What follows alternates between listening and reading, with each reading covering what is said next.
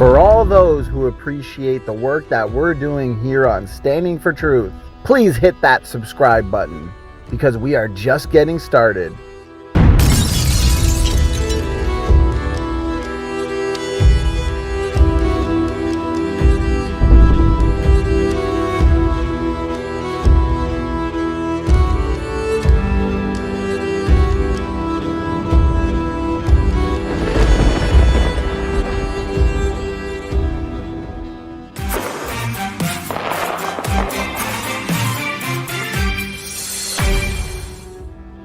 Okay, looks like we are live, and I want to welcome everybody to Standing for Truth. On Standing for Truth, we focus on the truth of biblical creation, and we have an amazing show for everybody today. I am extremely excited to introduce our awesome guests for the evening. We've got the team over at Creation Research, John Mackay, Diane Eager, and Joseph Hubbard, Indiana Joe. So thank you so much, guys, for being here. I'm actually going to hand it over to John. We're not going to waste any time, and we're going to get right into it. Thanks for being here, guys. G'day to everybody out there from down under and all you folks up there. It's nice to all be together at the same time, and yet every one of us has a slightly different racial history. Oh, did you catch the word? Because our subject today is races, and we do use the word that way. But of course, we have a biblical framework.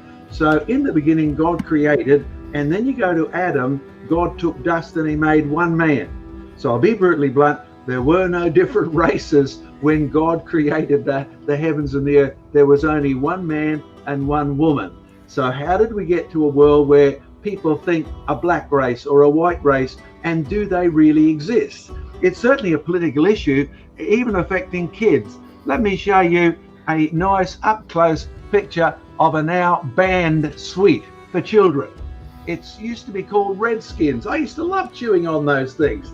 And they were sort of sweet raspberry, all the things that are no good for your teeth and no good for your health. But now they're banned. You can't refer to the American Indians. That's the background, the picture of the Indian with a headdress on, Redskins. And of course, to call someone nigger, which is derived from Niger, where they came from, meaning black, no, you can't do that. So it's a very political word. Last week on our Creation Conversations, we dealt with the Middle East crisis, the Jewish race versus, well, are they the same race, the Arabs, as the Jews? What do we mean by this term? So what we're going to do today, as I've traveled around the world, I've got to be brutally honest. I come from a Celtic background, a Scottish background, and I've got freckles. I've got black spots, brown spots, white spots, red spots. I'm the United Nations on one arm. So it is a question of interest to me. Am I mixed races? Am I one race? What am I? I remember being in the north of Canada, and I saw a Native American Indian there. And what was interesting was that he was not brown, but he was a sort of brown, and he was not white, and he wasn't yellow. The only description I could have said of him was he had a rosy brown skin. I'll be honest, I was jealous of that lovely rosy brown skin. But then real rosy people, if you want to see them, just think of what we Aussies call the Brits. We call them poms. Actually, the French came up with that. They look like pomegranates or those red fruits. But then there really are people, like some of my friends amongst the Aboriginal community, to be honest, at a friendly level, you'd say, hey, Blackie, right? Now, that's not politically correct anymore. And he'd refer to me as Whitey. Now, I've got Dr. Diane Eager here, and you've got a program here, Diane. You're a medical biologist. That's right. You used to lecture at Canberra University. Yes. Indeed. So you know a lot about living things and dead things and what makes them tick or not tick, and particularly skin, right? So if you'd like to take over and tell us, is yellow skin real? Is white skin? Where do these colours come from that we think we see, even though they're banned, to the point of some Christians saying we can't sing the song red and yellow, black and white, Jesus loves the children of the world. That's out. So tell us a bit about real skin colour. Yes, I remember that song. And yes, we've got a little slideshow here just to illustrate a bit about the biology of skin colour. So let's see if we can go forward. Okay. Get rid of that. We just got an update message on our screen, so we're going to have to cancel that out first. Right. Now, no problem. Okay, yes, that's the problem with being connected to the internet. Everyone wants to bombard you with stuff all at once. All right. So let's have a look at skin, and this is what's immediately under your skin. This is a piece of skin. We're looking at it as, if you can imagine, if you just take a cut just straight down vertically into your skin, and then look at that on the side. So up the top is the outside world, and so the layer of skin that actually meets the outside world is a layer called keratin. That's the name of a protein that makes up most of it. It's got a few other things in it, some lipids and oils that lubricate it a bit. Underneath that is a layer of cells. So all of those rounded objects there, those are cells, and those are the cells that actually make the keratin, and that's called the epidermis. And then underneath that is a layer that's a bit like felt, right? It's a whole lot of fibers all meshed up together, and that's what makes the skin strong. And there's also some elastic fibers there, and that's their name, and they literally are elastic. That's what gives the skin its resilience. And coursing through that, you'll see there are some holes. Well, those are blood vessels. Now, the blood has fallen out while this piece of skin was prepared, but normally there would be blood cells flowing through that. So we need to remember those three layers. So if we just move on, we can see how we get the different sort of colors that we have in skin. Now, human skin is not one color. We're actually 4 colors, but they're not red, yellow, black, and white. There aren't any white people except maybe for marble statues. Right? The colors that everyone has in their skin are red, yellow, and then 2 shades of brown. That's your red blood cells. That's the pigment in your red blood cells. And because we have a lot of blood vessels that are very close to the surface of your skin, you can see that red through the skin. And you would have noticed when you get hot, right, your skin goes redder. That's because the blood vessels actually open up so that more blood comes up to the surface of the skin, and you can lose heat. When you are cold, you go paler because some of those blood vessels will close down to try and conserve heat, but still let enough blood flow through there just to keep the skin alive. So we have red, which is genuinely red. All right. And if we go back to the skin layers, the blood vessels are just underneath that layer, that very tightly packed layer. So they're in the dermis, along with all of the fibrous tissues. So that's where the red resides.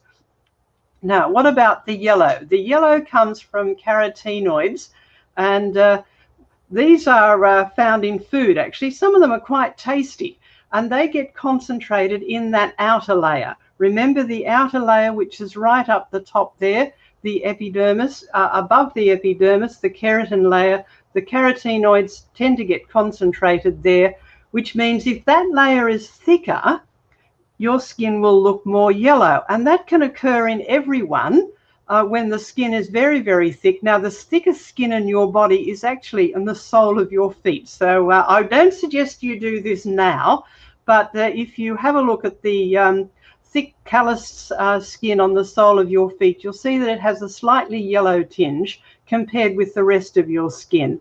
Now, that means if your overall keratin layer and the rest of your skin is a bit thicker than average, your skin will look a little bit more yellow.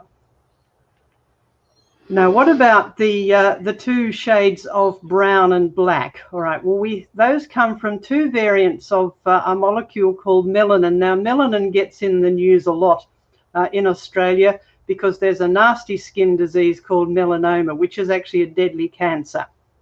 And melanomas often start out as very dark black moles on the skin, and then they become cancerous, and that's a very serious problem.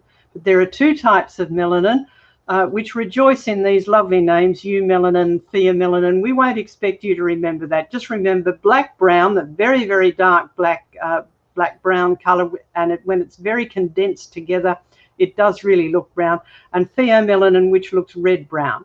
Now, both of these are made by cells called melanocytes. Any word with in biology with cytes, C-Y-T-E-S, right? Cyte, that just means cell. So melanocytes, melanin cells.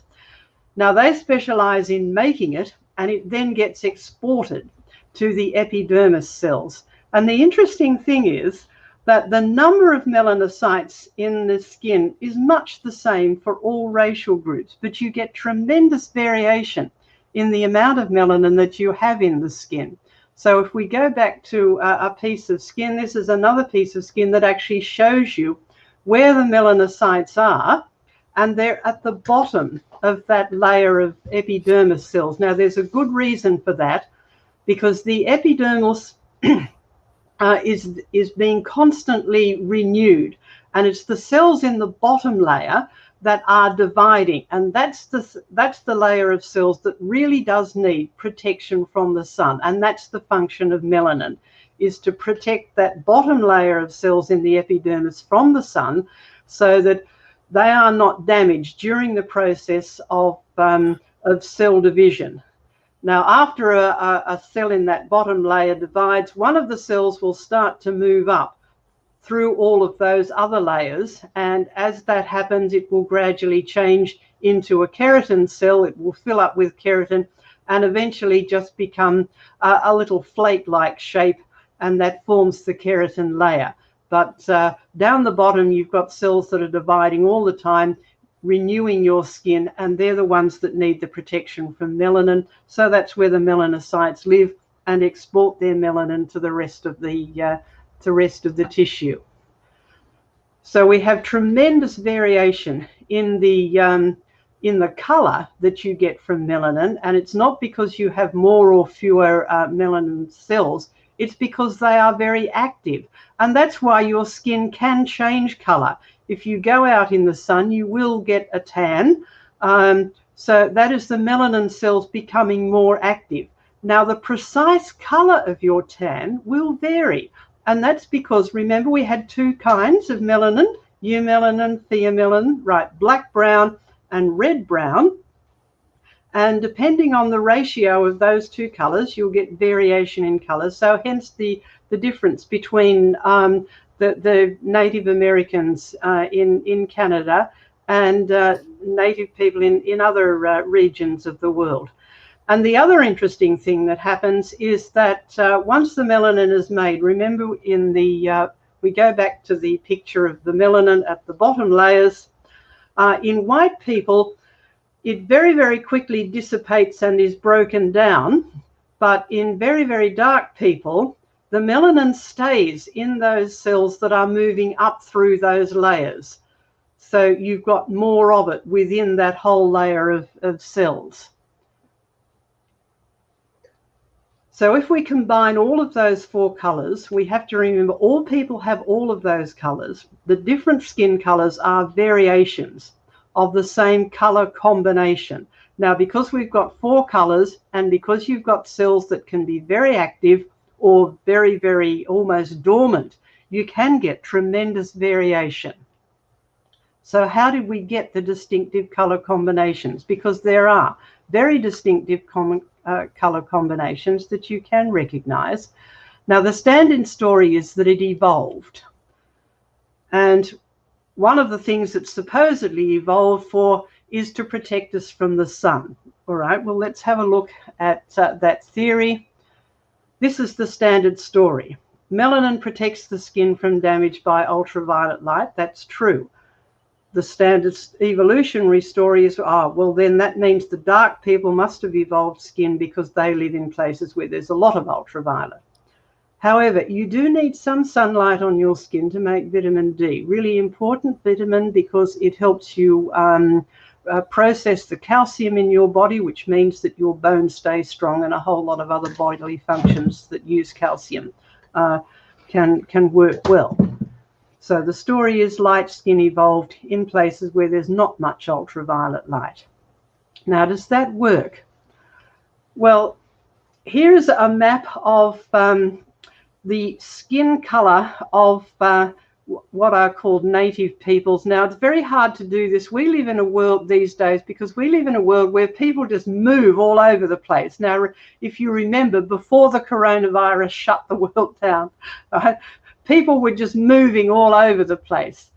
But in the 18th and 19th century, when explorers went out to explore the world, there were people who had lived in places for centuries and hadn't changed, in fact, even longer than that.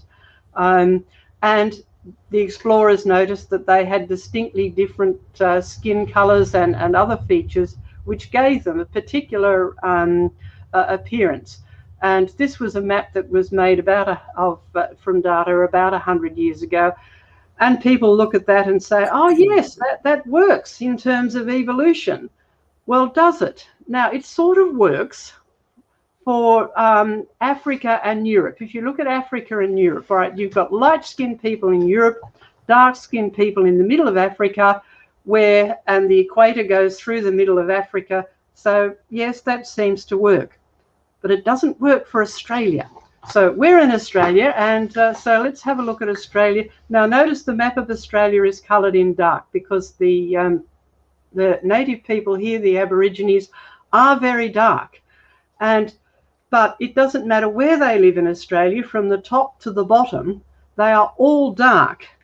And this is a painting from the 1800s of natives in Tasmania. Now, Tasmania is the island that hangs off the bottom of the mainland of Australia. So it's quite a long way from the equator. And if we go back to a map of the world, right, Tasmania is down there at the bottom, about 40 degrees south. Now, that is as far away from the equator as Europe. So there's a line that goes through sort of the middle of Spain and across Europe, where you have people with light skin. So you cannot just equate dark skin and light skin to the amount of ultraviolet light.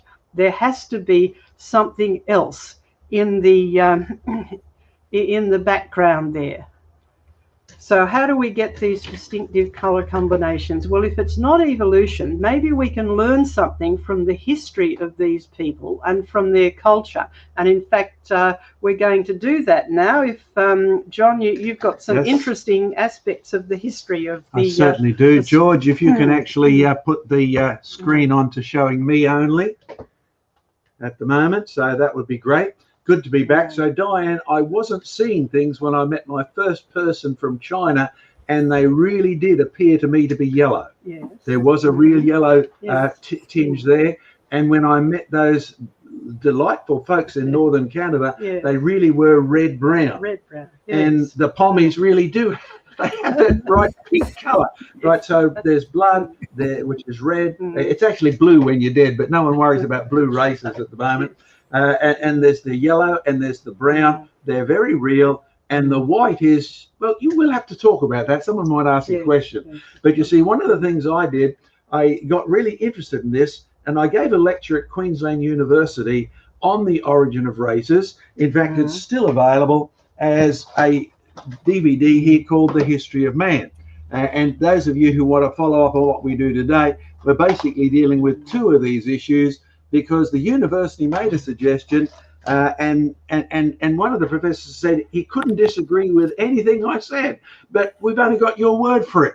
So we went out and we filmed the races around the planet. We got their interviews and asked them what their history was. Why? Because the other criticism that came from that day at Queensland University was all their stories of creation are just the influence of missionaries. Now, give you a bit of a picture, we are dealing with a biblical view. That's what Donnie set this up for. That's what George stands for. That's what we stand for. Biblical view, man was created. Adam, no doubt about it. The word Adam has got the word DM in it, the Hebrew word, which means blood, and blood is red, right? So there's a red concept in there. And then you get sin coming in. Then you get Noah's flood, one family of man only. All of us are descended from him. He's the head of our so-called different races. And then what you find is you go from there to the Tower of Babel. And then you get the spreading out. So if you believe the Bible is true, and I certainly do, the Aborigines in Australia, the Greeks, all come from that one episode. So I did what the university suggested. We went around the world. We're going to play you a video now. Now let's get the next one up. And let's tap on it here. And hopefully it will come.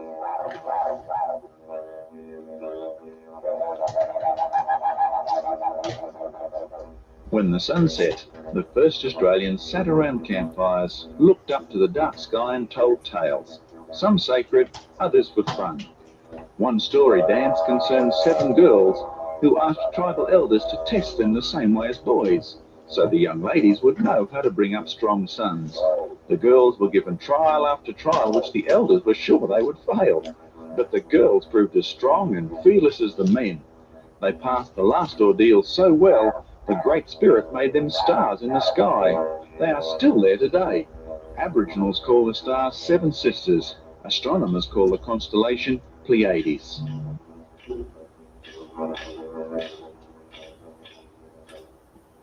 The surprising thing is that the ancient Greeks who built once quiet temples like this told exactly the same stories.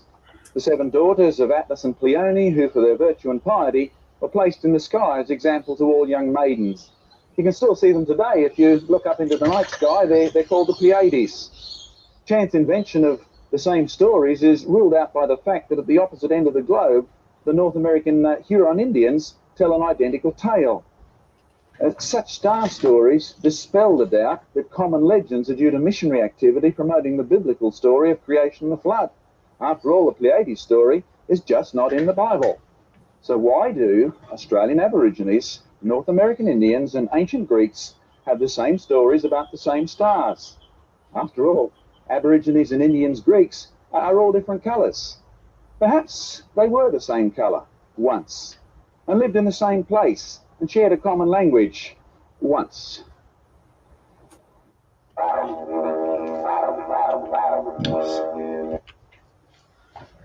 Are you going to go back to open screen, George or Donnie? That would be great, because we've got another video coming up shortly, and you may have recognised a young version of John Mackay there. We travelled all around the world. This is pre-COVID, right? And I nevertheless still had to have every injection on the planet in order to go to some of these isolated islands in South America and everywhere to do this filming. But did you catch the gist of that? The criticism that the common stories is based on missionary efforts to get the English language, King James Bible, everywhere is proved false. They've got many, many other common stories as well, like the Pleiades. So we did need to establish that. And it's certainly true. As to why they'd have common stories, well, the Bible says they all got off the same boat.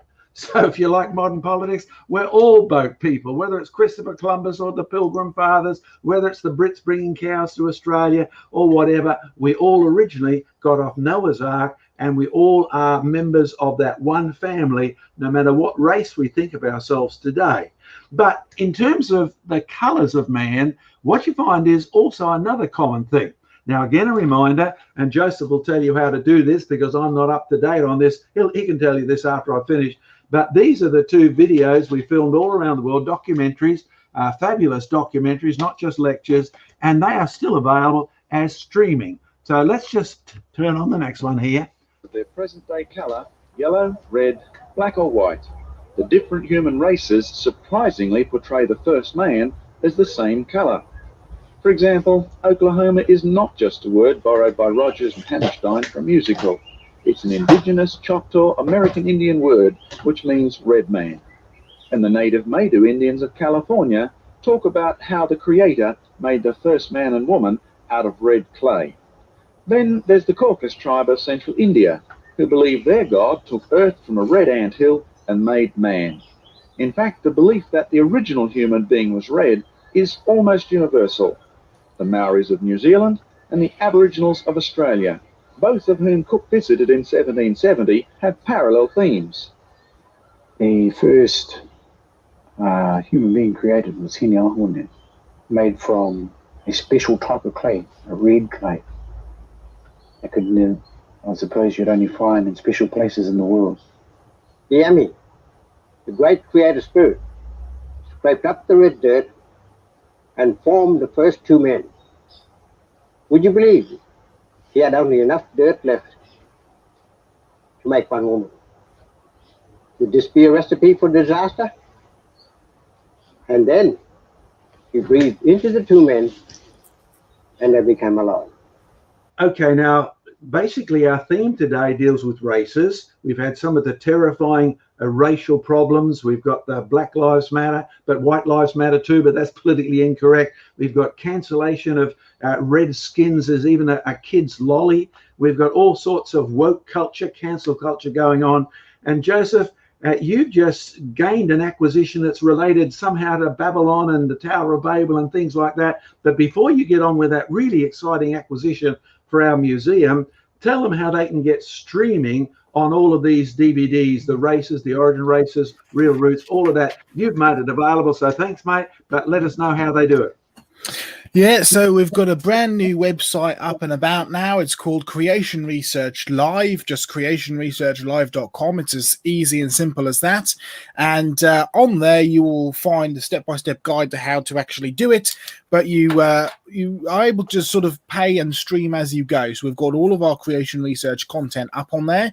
We have a free page as well, Creation Research Unplugged, and some of our free lectures and debates and things that we've done are up there to be able to be watched as well. But we are able to, I mean, Creation Research has been producing stuff for sort of 30, 40 years now, from VHS tapes all the way up to MP4s and everything, but we'd never really sort of grasped the bull by the horns and tried to go to this sort of online streaming platform, but we've been finally able to do that, so you can find out all of our content there. It's creationresearchlive.com. Simple as that. Okay, go ahead with your exciting discoveries, Joseph. All right, exciting. And should I dive into shall we do do you want me to do the biblical point at the end? Yeah, okay. Well, let's see if I can share my screen here now. See if I can actually get to my screen. There it is. And try and work out how to go to the next slide. There we are. Okay. So you can see me there. This was just taken a couple of days ago of me holding a rather large brick. It's quite an interesting brick because you'll find in Genesis chapter 11, where it talks about the account of the Tower of Babel, it tells the account that people all had one language and they said, "Come, let us bake bricks." Well, what you're looking at here is me holding a baked brick. Been baked in the sun, nice and hard, nice and sort of dry and solid. It was actually a building stone, a foundation stone from a large temple. And what's really interesting is that little sort of stamp that you can see in the middle there. There it is, nice and close. It's actually cuneiform.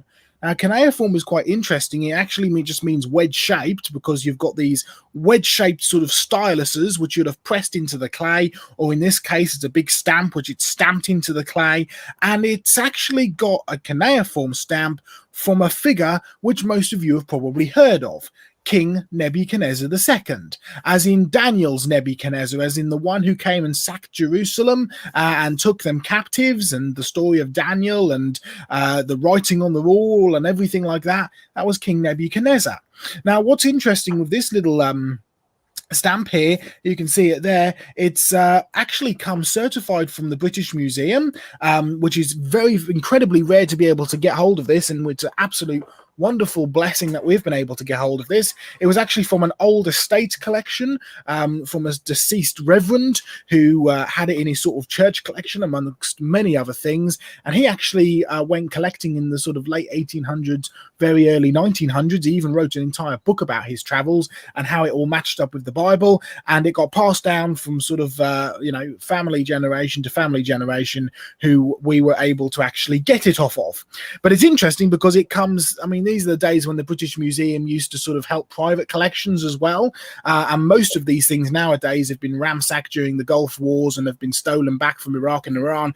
But this has got wonderful provenance with it from way back in the late 1800s, early 1900s, so it's 100% legitimate, and it has this rather beautiful translation from the British Museum on it. You can see it there on the screen, and you can see the translation down the bottom. Nebuchadnezzar, king of Babylon, who provides for Esgila and Ezida, the eldest son of Napalazar, king of Babylon, am I. Now, it's interesting, this am I at the end, because most of these cuneiform bricks do not refer to the king in the first person. It's sort of statement, this is what the king of Babylon said. This is what Nebuchadnezzar said. This is what Nebuchadnezzar wants to do. They're all third person references. What's interesting is if you pick up your Bible and you read in Daniel about the prayer of Nebuchadnezzar, you know, when he got turned into wild and his hair went out like eagle's feathers and his claws came out, and he was really humbled, and he declared to God that he was the one true God, which was a great revelation, really, for Nebuchadnezzar to come at, a pagan king to come to. But what's interesting is over and over and over again in his prayer, he refers to himself as I, the king of Babylon. I, Nebuchadnezzar. I am Nebuchadnezzar. Nebuchadnezzar am I. And for a lot of years, we'd never found any archaeological evidence that the king would ever refer to himself in the first person, because he was just deemed too important. And yet we've now started to find some of these tablets which have actually got the physical stamp of the king on them. These are the words that the king is saying. And hey, it even says it on this one that we now have in our Creation Research UK Museums collection. So praise the Lord that we've been able to acquire stuff like this. It's a wonderful thing to be able to go on display.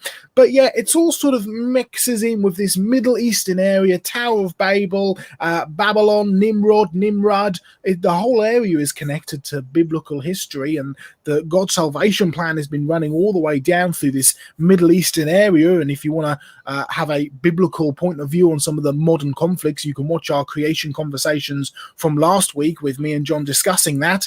But how does this all tie in with the issue of race? How does this all tie in with the issue of, well, is there one race or is there many races? Where does the term race even come from? And most importantly, what is a biblical perspective? Let's try and get that biblical perspective as we tie up. An important point to make. This was a scientific paper published a couple of years back, and look, it's actually talking about the rose family. It's talking about a special type of rose. It's talking about the polymorphism within this rose and a specific gene which linked to resistance to multiple races of these roses. Hang on a minute, you notice that point there, multiple races? I thought race was just a political idea, a political ideology, something that was invented by Charles Darwin in order to push his racist idea of evolution. Well, there's absolutely no doubt about it. Racism and the idea of evolution being racist is firmly sort of situated with Darwin. But the reality is racism went way, way, way back before then. And the concept of race went way, way back before then. It's a very common thing to try and put all of the blame, especially from creationists' point of view, to try and put all of the racist blame on Darwin. But the reality is it goes a lot further than that. And the other reality is race is actually a scientific term. It is not just a political term. Oh, it's been hijacked by politics, and in the USA especially, whenever you start talking about race, it is absolutely a political term 99% of the time used. But if you want to get a biblical perspective, you need to actually delve down into the roots of it and find out what race actually means and what we're talking about. So what is race from a scientific perspective? A race is the smallest distinguishable unit of a species. And a race can also interbreed with all other members of that species. Now, you have to get a biblical perspective on creation, because you see, Carl Linnaeus, who really invented our modern classification system, he actually borrowed words right out of this Bible. Because you'll read in Genesis chapter 1 that God created things to reproduce after their kind. That word kind in the Latin Bible is genus, and it's the same word in the Greek Bible as well. Okay, Carl Linnaeus actually took that word kind and said, hang on a minute, God created things according to their kind, so my modern classification system is going to start with the first major grouping as kind, genus. And then he developed species, which is special. It's a special branch of this kind. Hey, we've just been talking about adaptation on our creation conversations we did tonight. You really should go and watch it, because it's fascinating to see the different branches that can come out of a kind. And then race, at the bottom of that, is the smallest distinguishable unit of that species. Oh, but they still belong to that species, and they still belong to that kind. They still belong to that genus. That's very important because, well, it's popular today to say that God only created one race. But what is race? Because if you actually read your Bible, God created one kind, humankind. Interesting point. Of course, if you want to talk about racism and you want to talk about racial tensions and racial issues, here's a nice little thing which was really sort of gives you that grounding for working out what a solution is. I mean, what is the solution to racism? How are we going to deal with racism? Well, whatever actually will unite us together has to be greater than what divides us without denying either or both. Think about that for a second. What unites us must be greater than what divides us without denying either or both. We need to delve down into this race issue and get a biblical perspective. So let's start with God's big picture. Genesis 1:26, God said, "Let us make man in our image." Genesis 1:27, so God did create man in his own image. In the image of God created he them, male and female. Okay. In the beginning, God made man in his image. There could not be any such thing as race because, well, you can't distinguish anything smaller than one unit, right? In the beginning, God created kind. God created humans. You can't begin to diverge them down into anything smaller than that. There was no different races. There was not even one race. There was just man and woman, made, by the way, in the perfect image of God. This is something which is repeated throughout the Bible. I mean, Genesis chapter 3, Adam called his wife's name Eve because she was the mother of all living. No distinguishable units there. One man, one woman. And again, Acts chapter 17, very, very famous chapter, very famous verse as well, verse 26. And he, that's God, has made from one blood every nation of men to dwell in all the face of the earth, and has determined their pre-appointed times and the boundaries of their dwellings. Wow, what a sovereign God we serve. A God who's so powerful and so sovereign, he's determined every single place where every single tribe, tongue, nation, and race is going to actually live. But he is made from one blood, one kind. In the beginning, God made man and woman. God made Adam and Eve, and out of Adam and Eve, all of the different groups and ethnic groups and races have all come from. That's a biblical perspective. Of course, you do have to be... well, this is a really important, this is more of a theological point, but let me just read to you from Genesis chapter 5 here. It says, "This is the book of the genealogy of Adam. In the day that God created man, he made him in the likeness of God. He created them male and female and blessed them and called them mankind in the day that they were created." Here you have the sort of reinstatement of what the first few chapters have been telling us, that in the beginning, God made them male and female. There was just one man, one woman, no races, one kind, and they were perfect. They were made in the image of God. You couldn't get any more perfect than that. But then chapter 5 of Genesis goes on in verse 3 to say, "And Adam lived 130 years and begot a son in his own likeness after his own image and named him Seth." Okay, question. Who was Seth made in the image of? Was it God? No, it wasn't. It was his father. Seth was made in the image and the likeness of his father, Adam.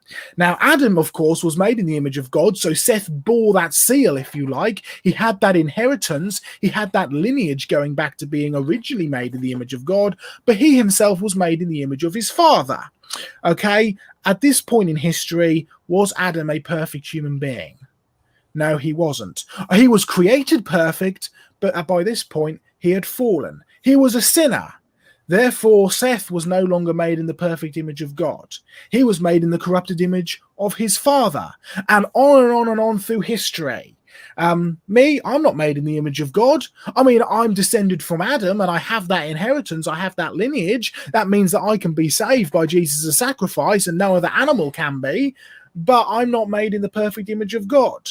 And I can tell you, just from the fact that I'm going blind and my back hurts and I have all my bones trouble, I'm not a perfect human being in the slightest, just from a biological sense, without even getting onto the spiritual sin side. But you see, I wasn't made in the image of God. I was made in the sinful image of my father, and he was made in the image of his father, and his father all the way back to Adam, who was originally made in the perfect image of God, but now we have all fallen. Now, that is an extremely important part of understanding how we get the races today. So let's start in the beginning. In the beginning, God created the heavens and the earth, and it was very good, and God made them male and female, Adam and Eve. How many family groups? One. Could you have a race? No, because you can't divide one into a smaller group. So we have one family group. Okay, question. Could you have been racist in the beginning? Well, no, because there was no such thing as race. I mean, oftentimes today we say, oh, racism is fueled by skin color or this and that and the other. And the reality is it's all fueled by sin. But we'll get to that in a moment. Skip forward, you have many people on the earth, and then you have a bottleneck because God judges the earth with a global flood, and he found Noah righteous. And it was Noah, Noah's wife, his 3 sons, and their 3 wives who actually went onto the ark. And you also read in Genesis at the end of the flood, it says, from these 3 sons, all of the people on the earth are descended from. So all of a sudden, at the end of Noah's flood, you've gone from 1 family group to 3 family groups. Now we're beginning to get to the point where we can begin to divide people up into people groups. Now we're getting to the point where we can actually begin to understand the origin of races. Skip forward, of course, to Genesis chapter 10 and 11. In Genesis 11, it tells us about the Tower of Babel and the judgment that God put on mankind when he mixed up their languages and sent them on their different ways. And in Genesis chapter 10, as a sort of a summary of what's about to happen, it details where these different people groups actually went. And it gives us around 70 different people groups with 70 different languages who spread out into the world. You have to understand this from a biblical point of view. When they had come off the ark, they were all speaking one language. And God had told them to go and spread out into all the world, and they were not. So they had to confuse the language, or God had to confuse the languages in order to actually make them do what he wanted them to do, which is spread out. And as a result, you get 70 different people groups which become isolated to each other. And each of these different people groups spread into all the world, and the Celts came over to England, and the Chinese went over to China, and the descendants of Ham went down into Africa, and so on and so forth. But all of a sudden, you're getting to some distinguishable units. And now, today, we have many tribes and nations. Each one of them descended from one of the 70 people groups. But you have to understand, until the fairly recent invention of things like aeroplanes, these people groups have been fairly isolated, have been fairly distinctive. And it's only been recently that you've had things like interracial marriages, which are absolutely fine, by the way. There's nothing wrong with that. There's certainly not an anti-biblical thing, as many people. There are still, unfortunately, some people who believe, Christians who believe that interracial marriage is wrong. But the reality is, it wasn't really very possible until just a few years ago. And now we're actually beginning to get a wonderful opportunity to actually explore the history of genetics, because we're being able to see different racial groups actually mixed together. But the reality is, each one of these different races, as we can call them today, descended from an individual people group sent apart at the Tower of Babel. Okay, now could you have been racist? Now we're actually getting to the point where, hang on a minute, I don't like Mr. over there because he's not from the same family that I'm from. I'm descended from this person and he was the best person and I don't like him. And I don't like him either because he's descended from that person and he's got a slightly different skin color to me. Now you can be racist. But you do realize an important point. In order to actually be racist, there has to be such thing as races. Hang on a minute. If you want to actually use a racist argument, which racism is a horrible thing, by the way, it's nasty, it's certainly not a biblical behavior, but in order to actually be able to say, I don't like you because you're from a different race, you have to actually have somebody from a different race. And remember our solution to racism. Whatever actually the solution is going to be, it mustn't actually deny, or it must be greater, and it mustn't actually deny what our issue is we're talking about, the issue of racism. All right, well, let's delve into the word race. Where did we get the word race actually from? Well, us English took it from the French. And you know what us English do with words. We chop and change it. I mean, you have to only walk 10 miles down the road and you're in a different accent. We've got a wonderful variety of stuff in the UK. And we like to mess words up. So let's try and trace this down through history. I mean, we have lots of things with races, don't we? I mean, we have, horse race, human race. You can use all these different terms for races and we make it mean many, many different things. But let's actually trace the word race back, because we stole it from the French. The French didn't make it up. They actually stole it from the Italians. The Italians' word for race was razza. The Italians didn't make it up either. They stole it from the Arabic, which was Ra, and the Arabics actually stole it from the Hebrews, which is Rosh. And Rosh means head or ancestor. Rosh and race are really the same thing. We're referring to the ancestor of a people group. Here's some times where it was used in the Bible. Genesis, talking about the serpent's head. God, Jesus, the seed, would crush the serpent's head. He'd crush the serpent's Rosh. The head of the Rosh in Numbers, the head of the house. The head of the kingdom, the Rosh of the kingdom in Judges. God is the Rosh over all. Now we're beginning to narrow it down.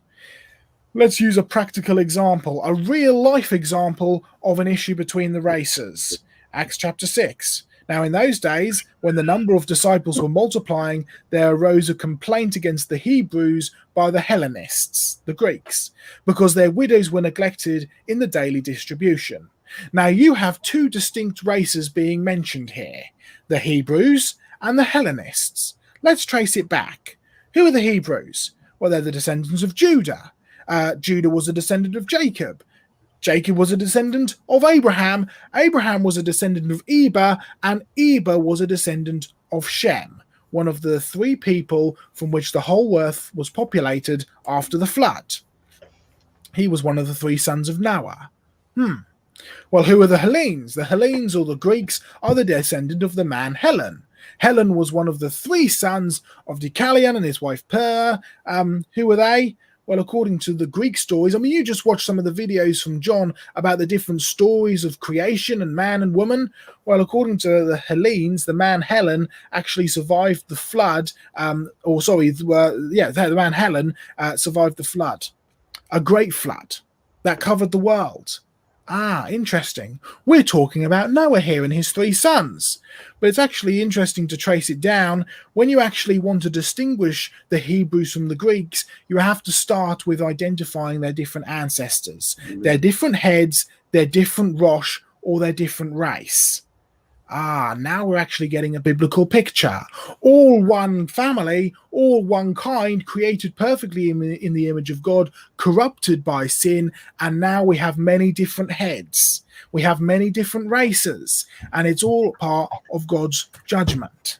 Adam is everybody's head, or Rosh.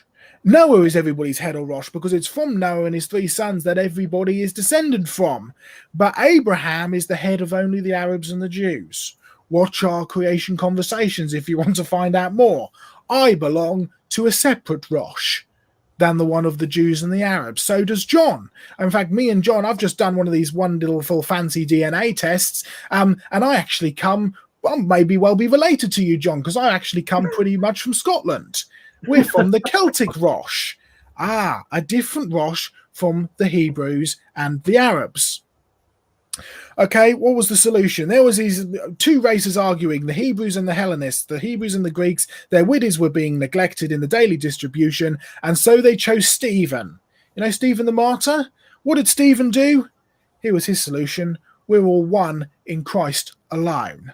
Christ is the solution to racism and the answer to the problems between the races. By the way, Stephen ended up dying because of this solution, because he was promoting this solution, because he said that Christ was the only way and Christ is the only solution to all of our sin, including racism. He was a martyr for it. And by the way, one of the people actually martyring him turned out to be the Apostle Paul.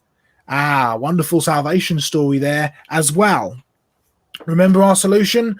What unites us must be greater than what divides us, without denying either or both. If you want a solution to racism, don't go around denying races. You're actually not going to get anywhere, because the reality is we see races all around us today. But what unites us together has to be greater than what divides us, without denying either or both, and the solution is Jesus Christ. So is race evolutionary?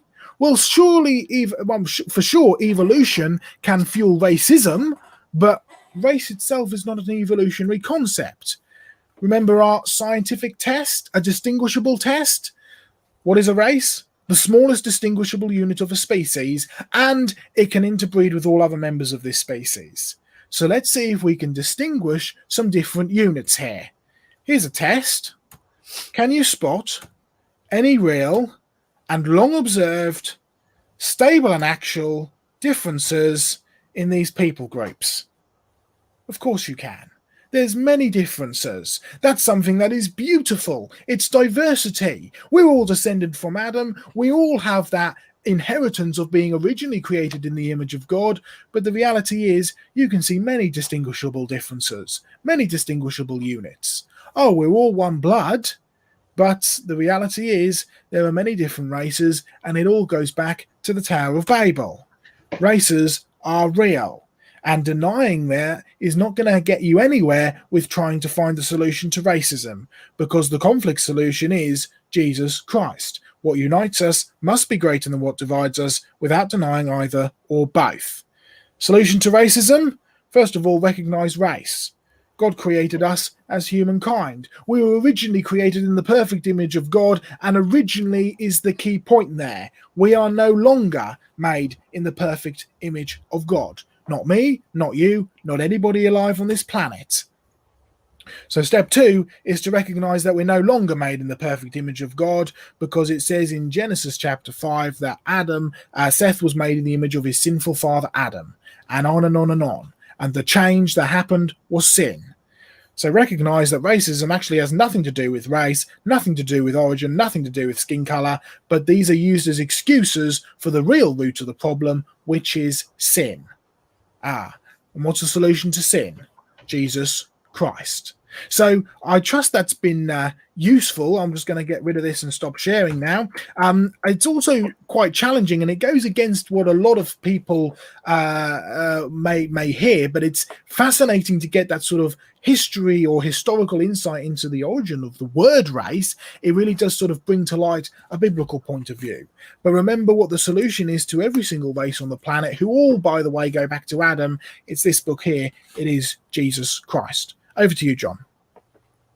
Well, I'm really pleased to know you're related to me, Joseph. I sort of suspected you might be, with that red hair and that pommy-looking face. And us in Scotland, my family is called the Mackays, but the phone book is useless because every name in the village has got the same name. So we have Mackay Roys and Mackay Doos, the black ones with black hair and the red-haired one.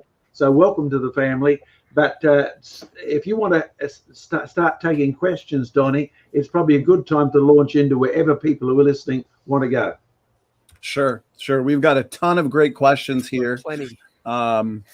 Yes, everybody is very appreciative over the presentation. That was an hour and it flew by. So much great information. So why don't we just jump right into the questions then and try and get through as many of these as possible. So the first question here is, why do Africans, and this is a common objection that I've personally heard numerous times from the evolutionists. So the question is, why do Africans have more genetic diversity? Evolutionists say this is evidence against a literal Adam and Eve, because this shows that Africans are an older population. Actually, having done several years of genetics and done exceedingly well at it in addition to my geology, the one thing I've discovered that it doesn't take time to increase diversity. It takes migration from one place to another, particularly if you're being chased by someone who's going to eat you. And you can then isolate in a little group and you become absolutely unique. So to give you a good example, we know beyond a shadow of a doubt that the pygmies, the little ones, they are genetically descended directly from the Zulus, the really tall ones. So you've got genetic diversity really quickly, but there's a good reason, and it's to do with persecution. So you and I know, even in our modern world, the dwarf peoples, whether it's a defect or a food problem, they tend to get discriminated against. And if you're in the middle of the jungle and being threatened with somebody eating you for that deformity, you isolate, you run through the jungle, you can run under the branches, the tall people can't, and then you isolate and you remarry amongst yourselves and you enforce only those things that characterize you. So one reason why the Africans have got so much diversity is the opposite of evolution. It's not time, it's the fact that they've chased each other all over the planet. So, white fellas can't jump, Africans can run. And the tradition is that they eat people, right? As much as that's unpopular out there, you get a tribal warfare over and over again, and people will separate as fast as they can. That's your far better explanation. Well, that's a great response, John. I completely agree. I think you nailed it when you said the amount of genetic diversity is not necessarily indicative of time. And that's what these critics of young Earth creation seem to assume, because we're looking at different environmental conditions, a different history, for example, in some of these African tribes and groups. That's a great answer, and I appreciate that. George, I'll hand it over to you, brother, I guess, for the next question. Yeah, no worries. Before I get to the question, let's not forget that the native Australians also have a global flood story. So now, John, Diane, and Joe, we've all seen the illustrations of the Neanderthals where they're depicted as half man, half ape sort of looking. But recent advancements in genetics, especially, where we've done the DNA comparisons, we have their genetics and their genetic markers in the mitochondrial DNA, and it suggests they are different. They are different than modern human. Are they different to modern humans? I don't think they are. Can you explain that? Our medical biologist Diane here gave me the nod. You do that, Diane. Yes. Well, in fact, they've found Neanderthal variations of genes. Now, we must remember we're not talking about different genes that don't exist in modern humans that did exist in Neanderthals and the other way around. What we're talking about is gene variants. Now, there are Neanderthal gene variants, in other words, gene variants they first found in Neanderthals. While they've been doing all these genome studies, there's been this absolute explosion of genome studies, and it's all in our favor. They have found those variants in every people group except for sub-Saharan Africans. So we've all got a bit of Neanderthal in us. But then that's not surprising, because all the recent studies of Neanderthals have shown that they're not half ape, half humans, or anything less than humans. If anything, they have some aspects that were superior to modern humans. For a start, they had bigger brains. Now, we'd all like to have bigger brains, wouldn't we? Well, Neanderthals certainly did. But they've also looked at things like, now that we can do computer simulations, they can look at the bones and scan them all in, and then they can put them together and see how they work. And they see how their hands function. Their hands functions just like modern humans do. They look at their artifacts and their living spaces. And these show are people who were intelligent, who were capable of forward planning, who were capable of artistic abilities. In order to hunt, they had to communicate, because they hunted in groups. They communicated, they planned. They were sophisticated, clever people who were living in a harsh environment. So in many ways, they were superior to many modern human beings who live a pampered life in their own sort of city little cave where everything's supplied to them. So nothing subhuman about Neanderthals. And in fact, in the mainstream literature, in the professional literature, there are many statements. It's about time we stopped calling Neanderthals subhuman. They were clever, sophisticated, intelligent people. In fact, Diane, the last time I went to the Neanderthal, the valley of Neander, right, where Joachim Neander, the hymn writer, used to write his hymns, they have a Neanderthal man museum there. And boy, has the picture of Neanderthal changed. A beautiful statue of this guy with bright blue eyes and a lovely brownish skin. And he's skilled. He's there carving, right? So he looks incredibly like a modern German, to be honest, except he's got slightly darker skin.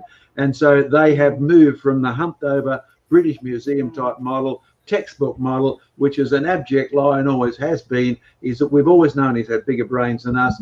They've moved him right up to modern man without a shadow of a doubt. So it's time the question about Neanderthal just went into recess.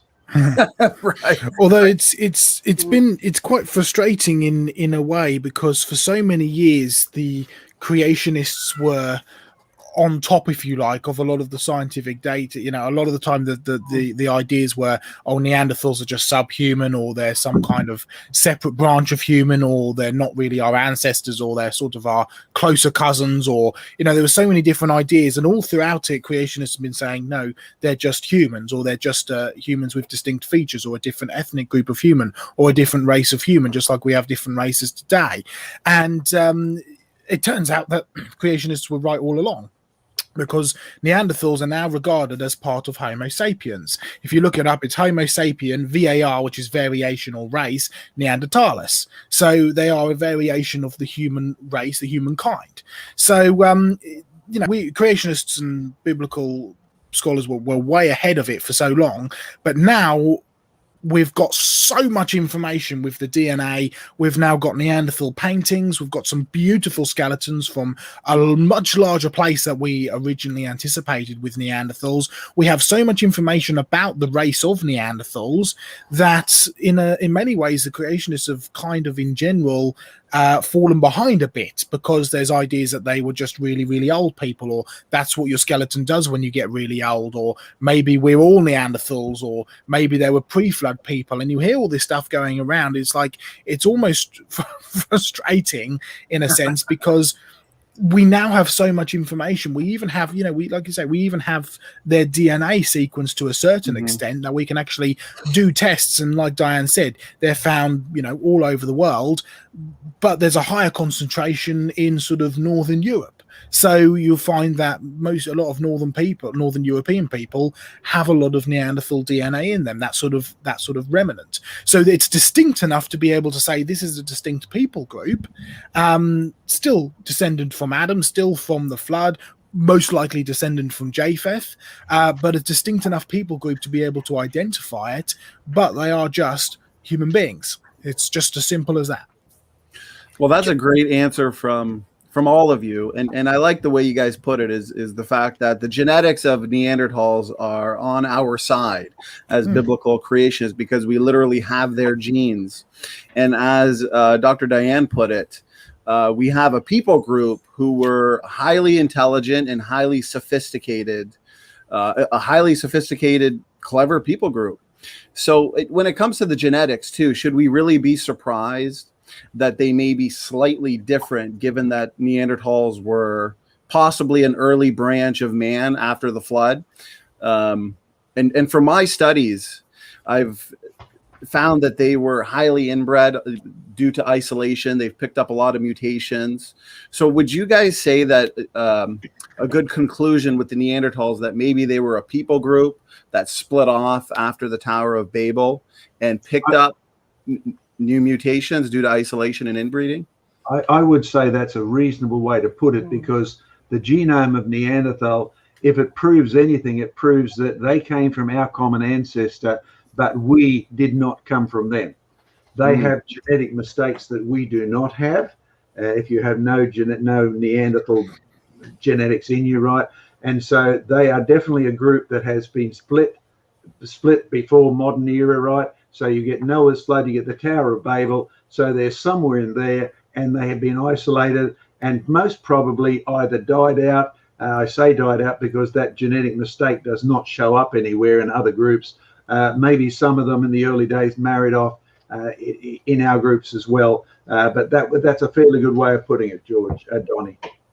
Great answer. Great answer. Well, I know we could probably talk about Neanderthals all day. Yeah, George, go ahead, and then I'll move on to the third question we have here. Go ahead. I was just going to add, we're quick to point out at the SFT channel that the evolutionists really shoot themselves in the foot pretty much all the time. You can go from Nebraska man to Piltdown man, the Neanderthals.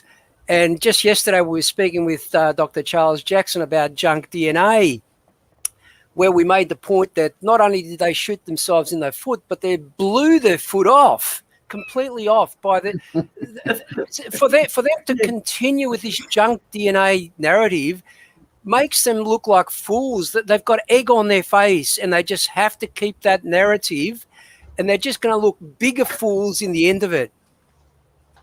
Well, it's a sad truth.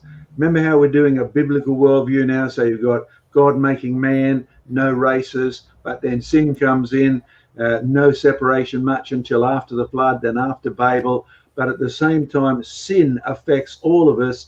And you have to be honest, it affects your mental capacity as well. And on top of that, there's a God who judges. He judged at Noah's day. He still judges, and he's coming back to judge again. And one of his current active judgments is if you leave God out of your knowledge, Romans 1:1-20, he will hand you over to foolishness. So as much as we can see the error in the way of the people who continue to cling to this nonsense, right? In reality, you need to pray for them because they need a brain renewal, right?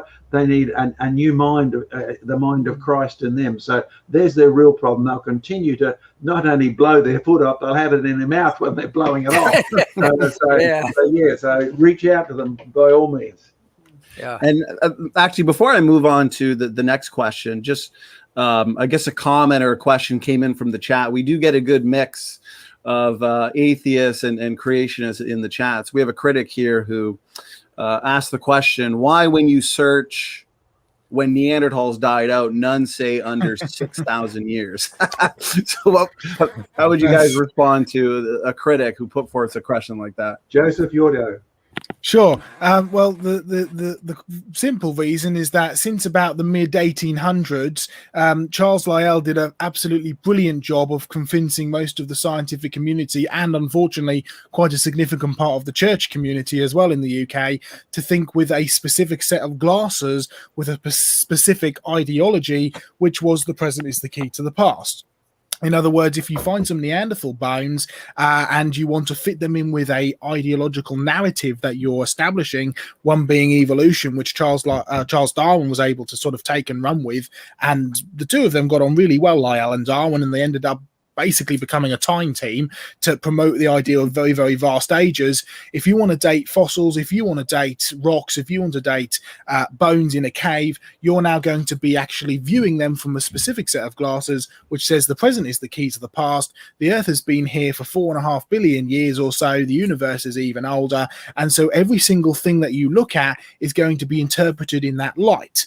Of course, what we do with creation research is say, now here's another explanation. Let's actually look at the evidence, rather than just basic interpretation using that set of glasses. I mean, the reality is both myself and an evolutionist have exactly the same data in front of us. What we do have are two different starting points. That's my starting point, and I make no qualms about it. I'm a Christian first and foremost, and I trust the Bible.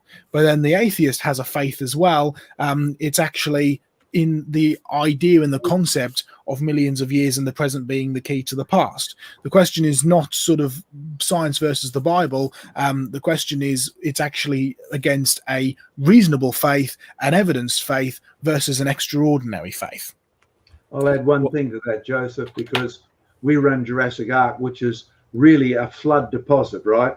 But two things made this very much a motive for me.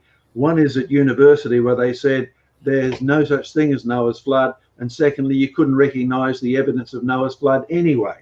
So here we have a flood deposit, which by definition is Jurassic. That makes it hundreds of millions of years old, effectively, right? 180 or so million years old. And so you say, how do we know how old that is? Well, step. You know, by the time I've reached my veritable dinosaur age, here's what I've discovered. The definition of a fossil is to do with its age. You can't be a fossil unless you're 10,000 years old. Now, you can't be a fossil if you're 9,000 years old.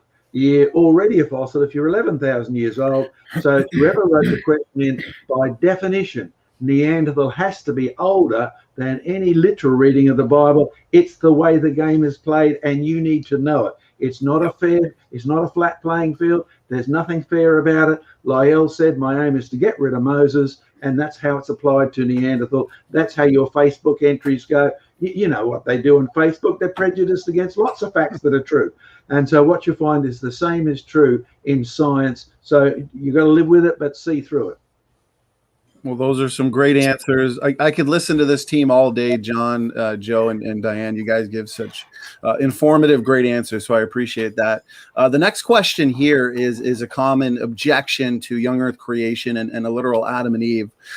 Even Biologos puts forth this argument, and they'll say that there are just far too many DNA differences separating people groups around the world to have all been derived from a literal Adam and Eve. They'll say all those mutations would have essentially just driven us to extinction.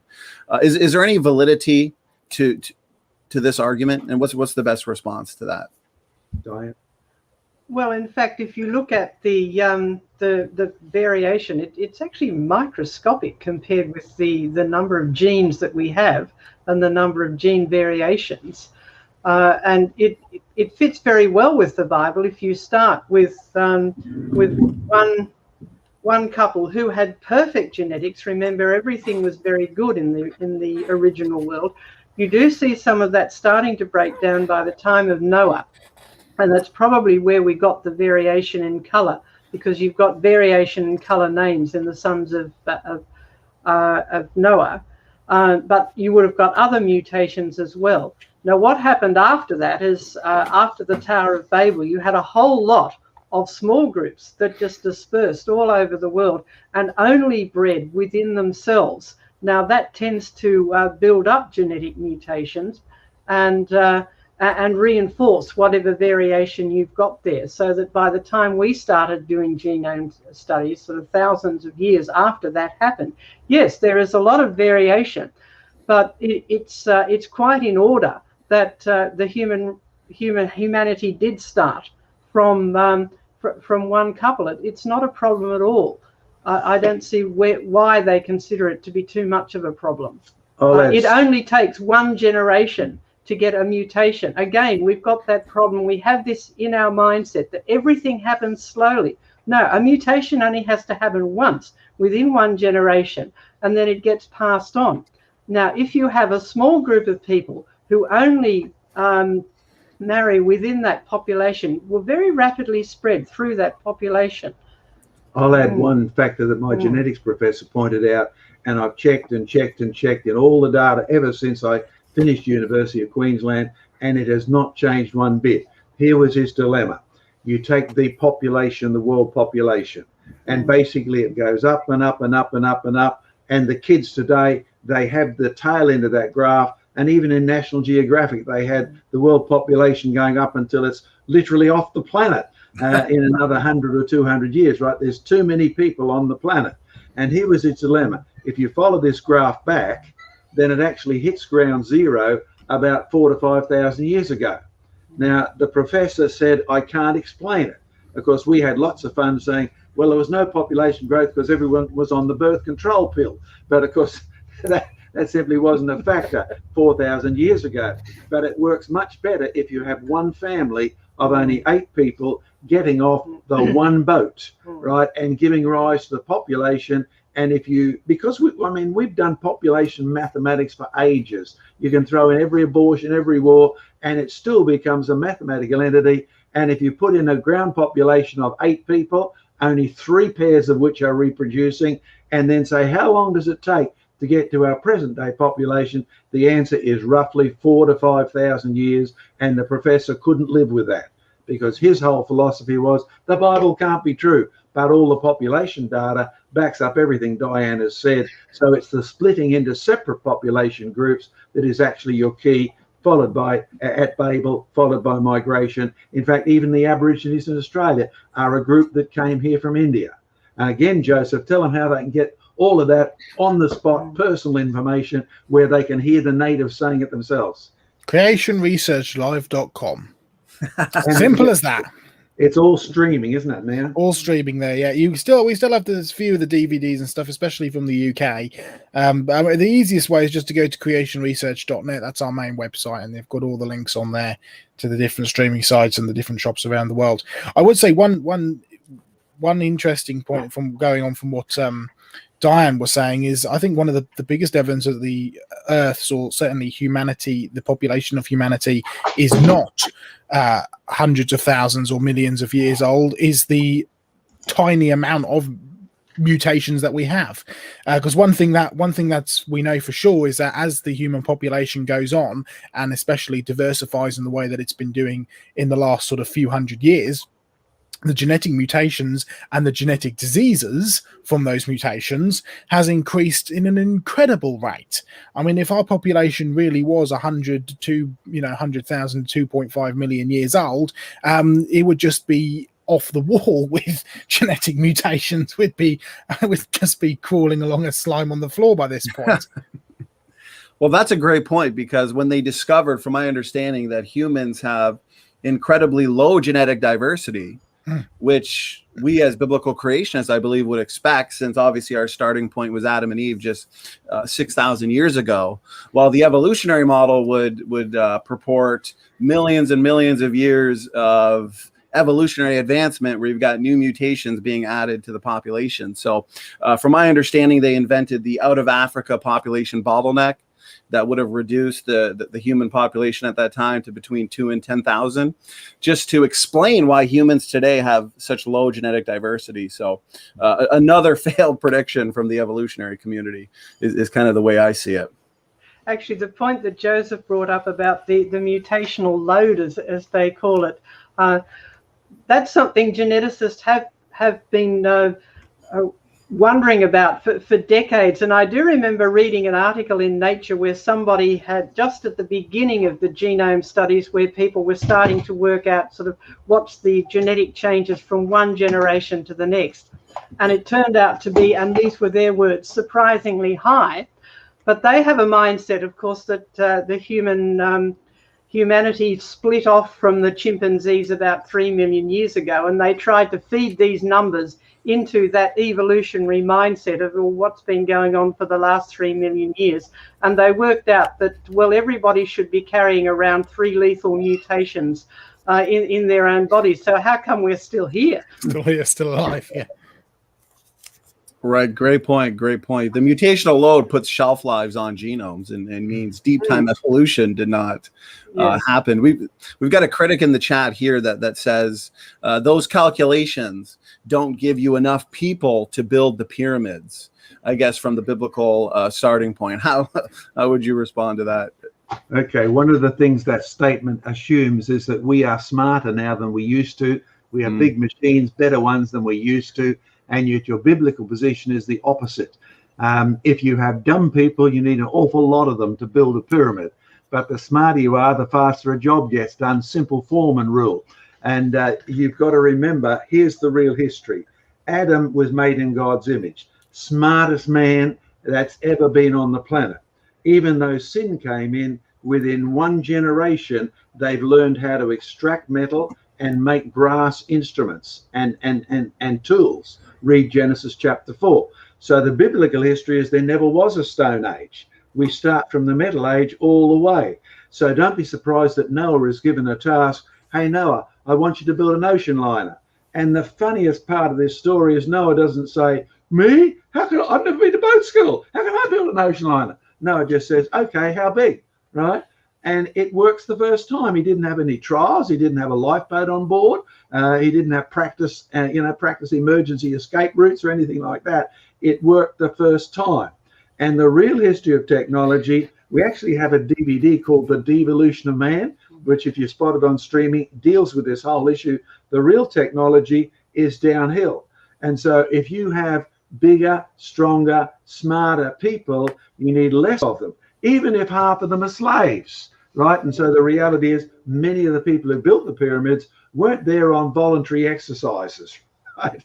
They were forced to do what they need until they dropped. The Egyptians had a very similar attitude to people power as the Nazis did. Use them till they drop and get more of them. But they certainly showed lots of evidence of having high technology. They were, after all, descendants of Noah's sons. I mean, one reason they called themselves Kemites is a word derived from Ham. Ham built, he was part of Noah's team. So they knew about high technology anyway.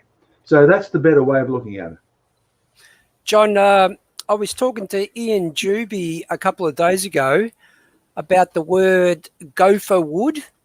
Yep. Apparently, most people thought gopher wood was a specific species of tree, but he tells me that he's done some research where gopher wood refers to a process where they actually glue laminations of timbers together like we do today with laminated timber beams, and because laminated timber beams, the actual strength of it is far, far more than a normal beam cut from a trunk of timber, for example. So I found that interesting, and for these ancient people to have had that kind of technology just shows you how far more intelligent they were than we are today.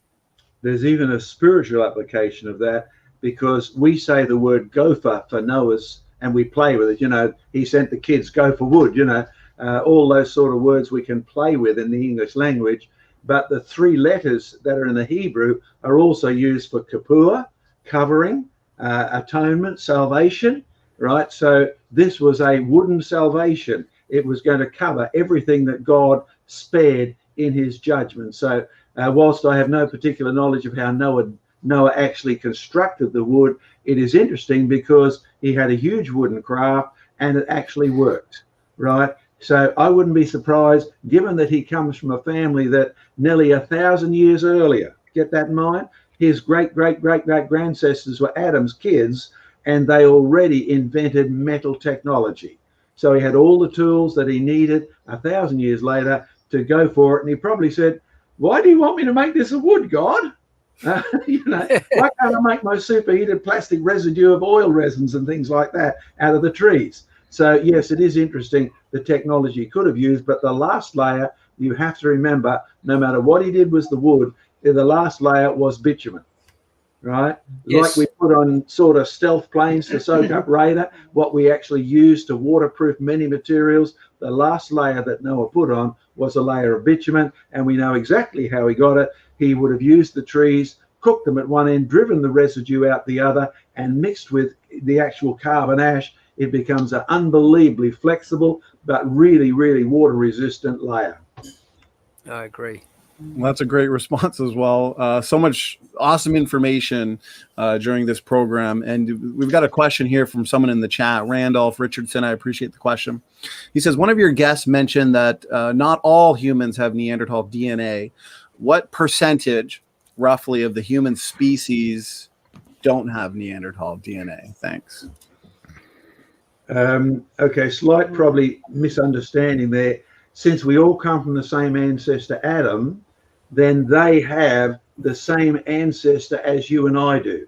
But we don't come directly from the Neanderthal people, so because of the mutations they've got, so basically so much of the rest of it we do have in common, proving we have a common ancestor, Adam. Okay, I hope that clarifies that point. Yes, definitely. So I'm looking at the side chat here, and there's a lot of good questions. I guess I'll pick this one out. It kind of relates to some of the things we've been discussing. So the question is, do we have scientific evidence for the bottleneck at the flood from which we all came from 3 founding couples? Joseph, want to have a go at that one? Can you just repeat the question a bit? Yeah. Later not here, so brain's ticking over. Go on. No problem. So we've got, do we have scientific evidence for the bottleneck at the flood from which we all came from 3 founding couples, right? Just 4,500 years ago, roughly. Well, the biggest piece of evidence is what John mentioned earlier, which is if you do your population statistics, you get back to that sort of stopping point around 4,000 or 5,000 years ago. In terms of genetics, you may have heard of the term which is known as mitochondrial Eve, which is a term which is quite famous in genetics now, which says that we all descended from one person at some point in the last 4,000 to 5,000 years from the Middle Eastern area. So there's plenty of stuff that now we've started to discover genetics, and it's the same in genetics, both of the mutations, the population genetics, the fact that we all have the same mitochondria traces back. So there's certainly no issue from any part of genetics or from population statistics that says that we can't have come from a group of 3 people a few thousand years ago. Probably the best person to comment on the specifics would be Diane, who is a medical biologist. Yeah. Well, again, it goes back to the variations have actually been exaggerated, and we do have to remember these are variants of genes that we all have. And it only takes one mutation in one generation and you've got another variation. So you don't need many generations in order to get a huge amount of variation. Now, some of those variations will not survive, actually. But when you think of the number of generations you have between going back 4,500 years, you've got a lot of generations. There's plenty of scope for the amount of variations that we do see. Right. So it's not a problem. And one quick comment there before we start winding it down, because we're going on an hour and a half here, and I want to respect your guys' time. I've noticed that the evolutionists, they'll assume, obviously, because they reject a special creation event, they'll assume all genetic variation and all genetic diversity is the result of mutations over time. Is it safe to say that's a false assumption? Because from our starting point, couldn't God have front-loaded Adam and Eve with pre-existing genetic heterozygosity or DNA variety? Oh yes, I'm sure he was. There are a lot of variations which are not that are not disease causing. That they just, you've only got to look at the population of people. There are people who are a bit taller than others and are a bit shorter without that being a problem for their life. There is variation in skin color, even amongst people who are of a distinct racial group. There is variation in hair color and all sorts of other things. So yes, there would have been some diversity already built in. That's normal. So that we can recognize one another. We've all got sort of slightly different shaped noses and facial contours. So yes, that I sort think, of variation Johnny, is there. One of the backgrounds of questions is the commonly used dominant and recessive gene. That's commonly used to explain this. Now that simply doesn't work on a big picture, right? It's very easy to apply to cows or cats or anything like that. But what you'll find is for people's history of skin color, starting from Adam, who had a perfect genome, right? We do not know how much variation was built into it, but the standard dominant and recessive one, when you do your nice little 9-part graph, Diane, can you think of some weaknesses with that to applying it to the whole issue of skin color? Well, it's a lot more subtle than that. One of the big things that came out of the genome revolution is we realized that going back to the junk DNA that somebody brought up earlier, the junk DNA contains a lot of the chemical switches that control the regulation of the genes, rather, when they're turned on, how long they're turned on for, when they get turned off. And that's what causes a lot of the very subtle variations, and those are all normal. So you can have huge variation with those. So just looking at dominant and recessive genes, you're looking at sort of big changes, whether you have pigment or whether you don't. Some of those are genuine loss of function mutations. But in reality, it's a lot more subtle than that, and there are a lot more genes and gene controllers involved. So you're talking about sort of hundreds and sometimes thousands. So when you're looking at skin color, you've got the genes for blood production, better or worse, right? You've got the genes for carotene. I mean, I remember eating lots of carrots. You go bright orange, but you can't wash it out, sort of stuff. And you've got the genes for variation in thickness of skin. So it's not just the color, it's the thickness of skin, right? So it's a lot more sophisticated than a nice little simple, I can't even remember what they call that square, but it's the square. What is it called? Double Punnett square. Double Punnett square, that's right. And so God has built an awful lot of genius into the things that control this. And when even only one of them goes wrong, you can produce a new variation, even if it doesn't kill you, right? So all the evidence points to good, to bad, to worse, lots of forward planning in the beginning, and the sad effects of sin, which means the only solution to the race problem is the solution whose name is Jesus Christ. Amen. The other important fact we should mention is mitochondrial Eve was determined using pedigree rates. They're empirically determined rates, whereas, of course, the evolutionists won't accept the 6,500 years, so they invented their own, I think it's called the phylogenetic rate, which is literally littered with assumptions.